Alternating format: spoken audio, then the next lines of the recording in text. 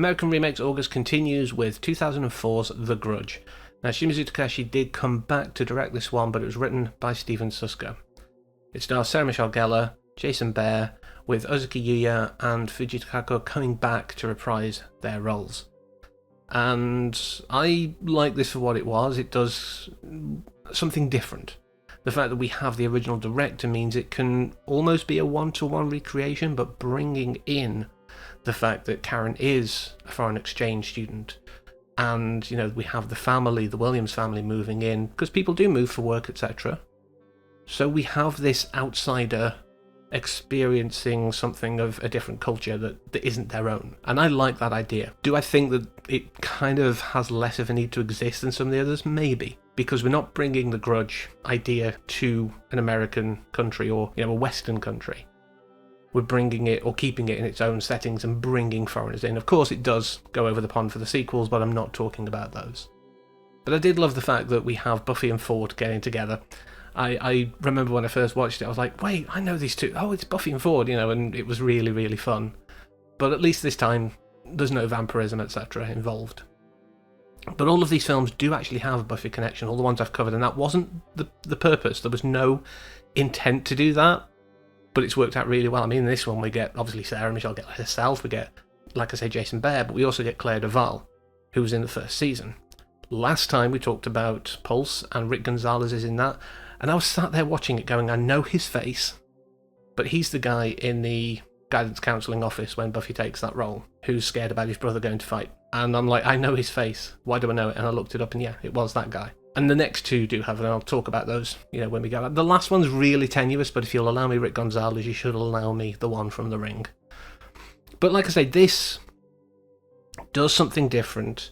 Now, I thought that the whole, obsessive nature of Kayako after Peter was entirely invented for this, but no, that is a core part of her story, perhaps not for, an American, but there is this idea that she does have an obsession about someone, and Takeo finds out, and that's what leads to the murders.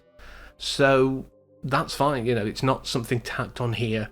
There's a lot of stuff, like I said, they have to do to make the fact that, it's foreigners coming in to work, but I do think it did what it was trying to do rather well. I love a lot of, the people here. I think they all did really well in the role. And because I made the joke in the original version, I'm going to say that Ted Raimi in this is like the US version of Ishikura Chikara. There we go. Come full circle. But I also thought that scene actually later on in the film, where he discovers Yoko, and you've got the whole Dr. Tongue bit, as I call it. If you know your Romero, you understand what I mean by that. But that, again, wasn't an invention for this. That is in other versions of the story that aren't from the US side. So I think I said last time, or the last, in the original, about Shimizu-san kind of doing a lot of retreading. He's kind of made this same story a few times. But I do think this is a good version. I appreciate what they did. I do like Ishibashi Hiro as Nakagawa. He's kind of folding in some of the other detectives, particularly Toyama and things like that.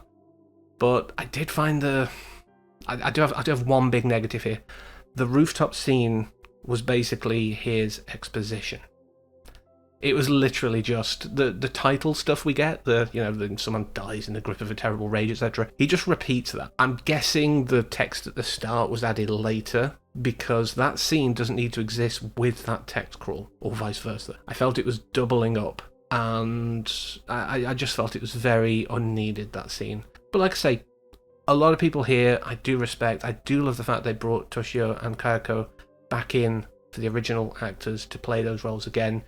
It just keeps that consistency, obviously, until Ozuki-san got too old and they had to bring someone different in. But I do like what this is trying to do. It's a different take. It's accessible to a Western audience. Like I said last time with Pulse, the sequels maybe don't land so well, but some of the stuff that wasn't in here that was in the original Grudge is in there, like the schoolgirls bit, etc. So I may at some point down the line at least talk about the second one. I don't think I really want to talk past that point, but I think because there's elements of it that were in the original, I might just do it maybe in September or some point down the line. If I do more remakes or something, who knows. But I did enjoy this film for what it wanted to do, and I do want to end on something because I keep making these connections. I said that, I haven't played through The Quarry because my computer went weird, and I've seen a playthrough, but I kind of want to do it again. And watching this, again, made me want to do it because I've mentioned Ted Raimi before, but we've also got Grace Zabriskie, who barely gets any lines. I think she's got one proper said line in the film. But she's obviously in The Quarry as well, so I will finish that maybe at some point and do a proper review of that. But yeah, that's just a sidebar. So next time we're going for One Missed Call, the remake of Chakushin Ari. And yeah, that one definitely doesn't live up. It's not as good as this one. But thank you very much for letting me talk about this, and until next time, as always, take care.